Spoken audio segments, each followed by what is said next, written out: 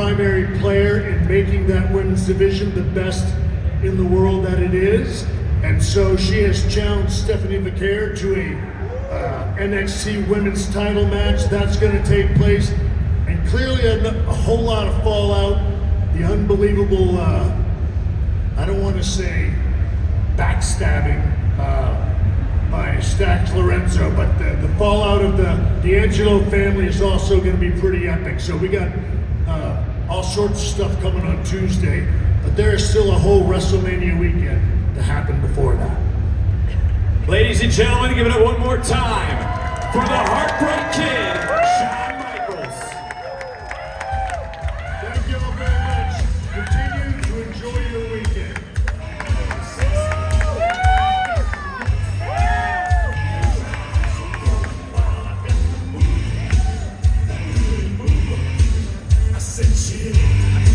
I gotta be honest, guys, this is real.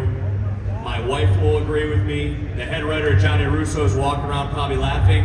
I have never been more nervous, but when I just sat in that chair, having to sit next to Shawn Michaels. But I told you we have a lot going on here on this NXT panel presented by the CW. I want you to please welcome the general manager of NXT, Ava.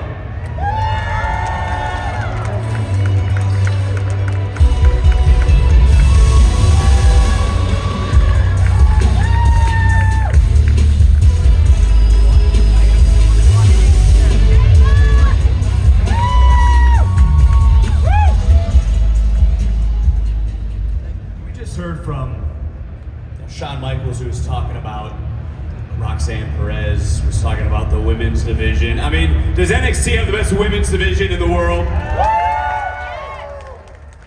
Let's talk about that evolution. How has that evolution gone in your eyes as the general manager? I mean, as I had said yesterday, for the first time in Stand and Deliver history, there were more women featured on that show than men, 18 women. And I think it speaks in volumes about the hard work that these women put in and day out. Because I see them every day, I see how hard they train, I see how they all just endlessly try to perfect their craft. And I think it's so inspiring to me personally, and I think to all the fans as well, to see how far we've come in this women's evolution. And I'm also so honored to be the first female GM in NXT history. I think it's so important to just keep pushing this brand forward, and as I try to do, and as all these women try to do, to just show that women truly can do anything, and I'm so proud of all of our women always. It's hard to argue with everything you just had mentioned, and the panel today that's going to be up here is going to be all the superstars that have helped craft the NXT women's division. So I think we're gonna go ahead and maybe bring our first one out. Is that okay with you? I mean, you're the general manager, you're the mayor. Let's do it. You're good with it? Let's do it. Please welcome, she won a Slammy Award earlier today for NXT Superstar of the Year. You just heard Shawn Michaels talk about her. She is the prodigy, Roxanne Perez.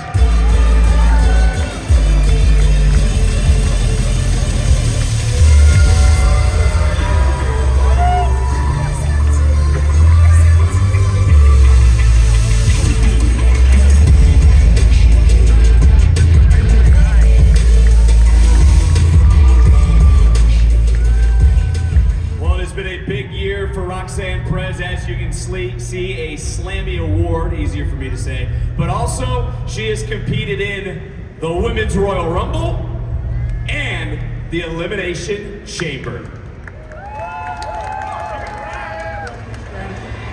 Use it sparingly. And Perez uses Liv Morgan to her advantage. What makes Perez so dangerous, Wade? Well, it's this speed of movement, first of all, that we're seeing from a train with Booker T, and of course extended that one. In NXT, and what a way to announce yourself here in this Royal Rumble from the prodigy, Roxanne. Yes. And Roxanne with her Carolina sets Bianca Belair down. And now Liv Morgan hits face first. No. Go ahead. He deserves it.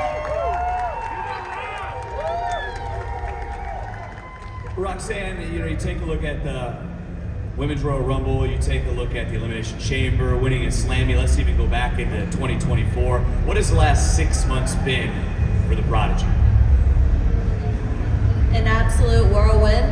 Obviously the Prodigy is a hot commodity, and I don't really go by the rules. I make my own, which is why I've been showing up wherever I want to show up. NXT, Raw, SmackDown, Royal Rumble, and in case you guys didn't remember, I have the longest time spent in a Royal Rumble match in history. So I think that says a lot about the Prodigy. Well, Shawn was just out here talking about Tuesday at the Fontainebleau Theater NXT and had mentioned some of the things that you have said. If in fact you got to do some paperwork still, why are you going to walk out of Vegas potentially with the NXT Women's Championship? Potentially, I am gonna walk out as a 3-time NXT Women's Champion, and that's because the Prodigy takes what she deserves. And clearly, Ava over here, Miss GM, doesn't think that I deserve a title opportunity, even though I carried the division for the last year. I built this division from the ground up, but she wanted to give me a match on the pre-show. We can talk about this later. Not now. Let's just get back to the questions at hand. Miss Prodigy. We'll move along before things get out of control. I'd like to welcome out to the panel one of the fastest rising superstars in the women's division. Please welcome Jaida Parker.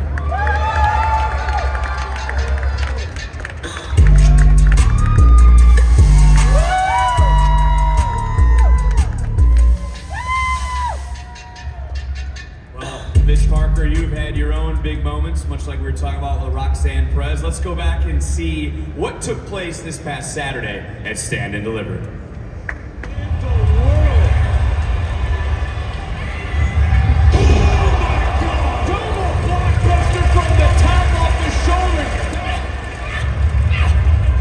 Miss Parker teeing off on all 3 opponents. Oh, baby. Oh, yeah. Oh, yeah. They're going to grab the Tigers. Oh, yes. You know, it was seeing that, the question that I have for you is, what's it been like going from a standout college athlete at LSU to taking over, sorry Roxanne, trying to take over NXT? Well, first, you don't have to apologize to Roxanne because I am taking over. Anyways, so from going to, congrats on that. From going to college to this, it was a big transition because in college I had to worry about, or actually depend on a team aspect. And coming here to NXT, I'm just Jaida Parker. Like, I don't need to depend on anybody. It grew my confidence into a wonderful woman that I am. And it allows Jaida Parker to take over this division. Props to Roxanne, but it's my time, and I've been telling people that. Ava, are you gonna have to sit in between them, or are you? No, they'll behave, right? Sure. Right? Yeah. Sure. Okay, well, let's keep this moving. You can feel the tension up here with our next superstar, someone that Jaida knows very well, who she met in NXT Underground. Please welcome Lola Vice.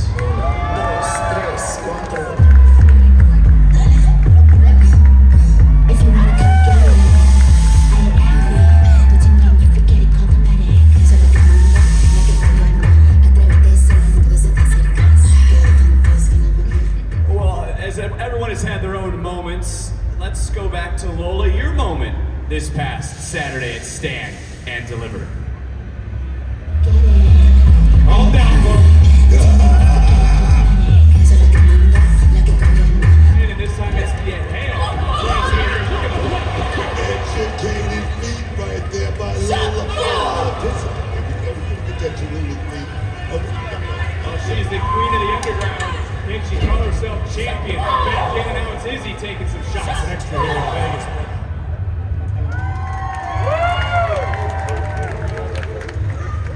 You heard me say queen of the underground. Yes. That is what you are. What is I it like am. competing in those underground matches on NXT, whether it's on a premium live event or if it's Tuesdays on the CW? Honestly, I am so grateful that Shawn Michaels gave me the opportunity to do the first NXT Women's Underground match in history against Natalia. That is my world. No pins, No ropes, knockout, or submission. Jaida knows because I put her to sleep. She couldn't have a break. But anyways, that is my world and I love it. Well, on the topic of your world, we are here at WWE World, and I want to ask you also about Saturday. What was it like competing in your very first ladder match? Oh my god. I was very nervous, I'm not gonna lie. I'm a grounded fighter. I don't do heights, I don't do ladders, but I've always faced my fears and I try my best. But I know that this year that title's coming home to Vice City. Well, the next superstar I'm going to bring out also had a stand and deliver moment that we will go back and watch here in just a moment. Please welcome from the Culling, Izzy Day. Ultimately prevail, but there's pain bringing it to light.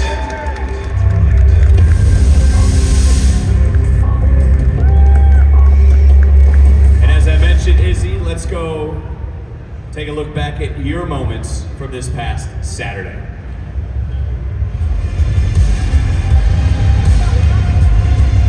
Lonnie, keep your eyes on the top turnbuckle. Oh, she did.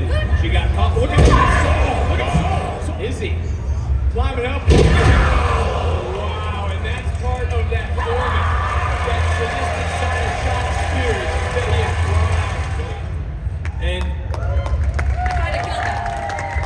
I really did that. And Izzy, everyone that is up here right now, you're still relatively the newest superstar that is now making their way into NXT. What was it like to compete under the bright lights WrestleMania Saturday at Stand and Deliver? I don't know if anyone knows this, but I was on Stand and Deliver last year, Vic. So it wasn't anything, new, but it was incredible. And I have to give a little bit of a shout out to my mentor, Shawn Spears. He fully prepared me for this moment. We've been getting in the ring a lot and working together, and I felt like I was a little bit stuck with my moveset in the direction that I wanted to go, and I think that he really brought a side out of me that not a lot of people have seen yet. So I think that Saturday was like a really good opening door moment for me. I think a lot of people would agree to that, and it's big things in the new year. So Ava, I'm going to start with you. What are you looking forward to the most from the women's division in the year 2025 on the CW? I mean, I can say with full confidence that I truly believe that our NXT women's division sets the standard for all brands. And I think we just need to keep pushing forward and just doing exactly that. I mean, whether it's NXT Tuesdays on the CW or a PLE, all the women here, all the women that are not here right now, we just continue to show out. So I think just continuing to help these women do their thing and just push all of us forward. I know Booker is not here, but you are the prodigy. And I will say this, since the time that I met you, the first time I called one of your matches, you are everything you say you are. The prodigy, a headliner, a champion, you can do it all. What is your goal as you've looked and you have accomplished just about everything there is to do? What is your goal this year for Roxanne Perez? My goal is to continue proving why I say what I say I am, the prodigy. Whether that means becoming a record-breaking 3-time NXT Women's Champion on Tuesday, becoming the Women's World Champion, or becoming the WWE Women's Champion, I'm gonna take it all. Whether everyone likes it or not. Kind of want to pull everybody out here. Will Roxanne Perez leave Las Vegas Tuesday night after the Fountain Blue NXT Women's Champion?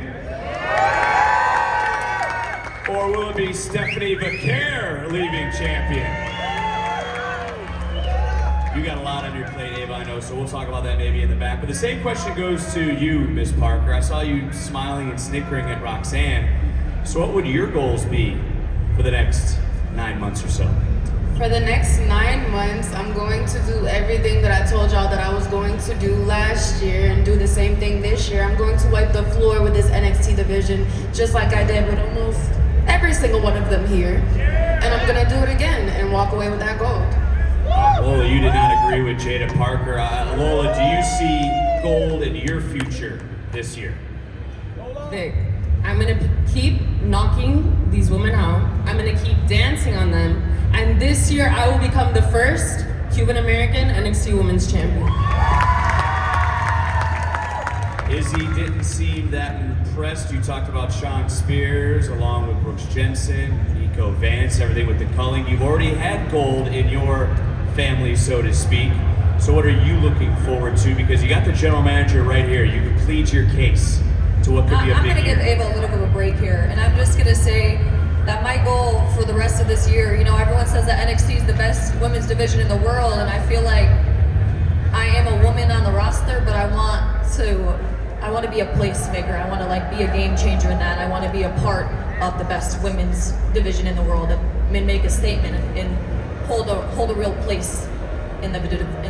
Well, we'll see what happens. It is what it is when it comes to everybody in the NXT Women's Division. You have a big few days left. Fontainebleau Theater this Tuesday. NXT will be live. We hope to see all of you. I want to thank all of you for joining me on this panel. Ava, thank you for your time and your busy week. I also want to thank the Heartbreak Kid, Shawn Michaels. Thank all of you for joining us for the NXT panel presented by the CW. Enjoy the rest of your WrestleMania.